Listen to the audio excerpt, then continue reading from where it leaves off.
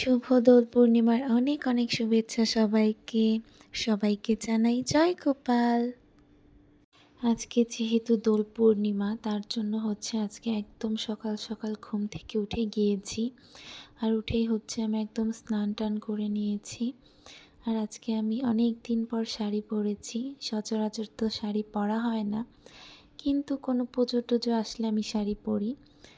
যাই হোক, ওদিকে মা ভোগের জোগাড়যন্ত্র করছে, আর এদিকে আমি একদম স্নান করে রেডি হচ্ছি। আর এখন আমি রেডি হয়ে চলে যাব ঠাকুর ঘরে। আর আজকে কেমন লাগছে আমাকে অবশ্যই জানাবেন। আমি আগেই সব ফুল টুল তুলে রেডি করে রেখেছিলাম, অনেক ধরনের ফুল আছে আজকে।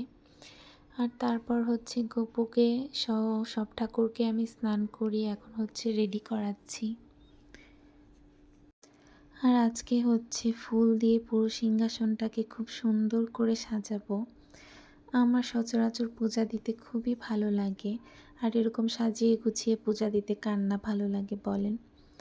এর মধ্যে আমি ঠাকুরকে পূজাটা দিয়ে নিয়েছি, আর মার ওদিকে রান্না শেষ হয়ে গিয়েছে। আর তারপর আমি ঠাকুরকে ভোগটাও নিবেদন করে দিই। আজকে আমি সবটা করেছি, আর মা সব কিছু রান্না করে দিয়েছে। আর তারপর আমি আর মা মিলে চলে গিয়েছিলাম আমাদের পাশেই একটা মন্দিরে। আর দেখতেই পাচ্ছেন, এটা মায়ের মন্দির, মানে মা কালীর মন্দির। বাড়ির সব ঠাকুরের পায়ে আবির দেওয়া শেষ করে আমরা চলে গিয়েছিলাম এই মন্দিরে ঠাকুরের পায়ে আবির দিতে। আবির দেওয়া শেষ করে আমি আর মা দুজনেই ঠাকুরের সামনে ধূপকাঠি জ্বালিয়ে দিচ্ছিলাম। তারপর বের হয়ে তুলসী মঞ্চেও আমরা সবাই আবির দিই। আবির দেওয়া শেষ করে আমি আবারও দেখাচ্ছিলাম, দেখো মায়ের মুখটা কি সুন্দর লাগছে, তাই না? আর এই যে আজকে আমাদের ভোগের প্রসাদ, সবগুলো আইটেম এখানে নেই, আর আমি কোনো ক্লিপও নিইনি, আজকে ভুলে গিয়েছিলাম। আর এটা আমি খাওয়ার জন্য রেডি করেছি, তাই একটু দেখিয়ে দিলাম। আর তারপরে দেখি যে বিকেলে সবাই মিলে নিচে আবির খেলছে, আর আমি এদিকে ছাদে বসে বসে হাওয়া খাচ্ছিলাম আর সবার আবির খেলা দেখছিলাম। পরে লাস্ট অবধি আমিও নেমে যাই নিচে সবার সাথে আবির খেলার জন্য।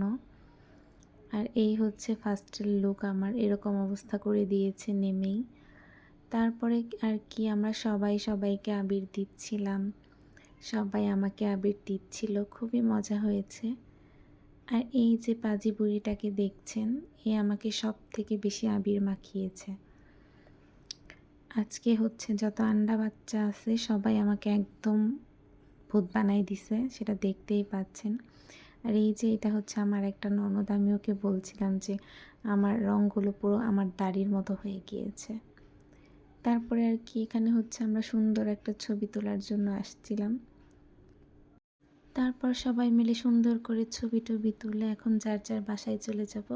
আজকে এই অবধি, ভালো থাকবেন সবাই, টাটা সবাইকে।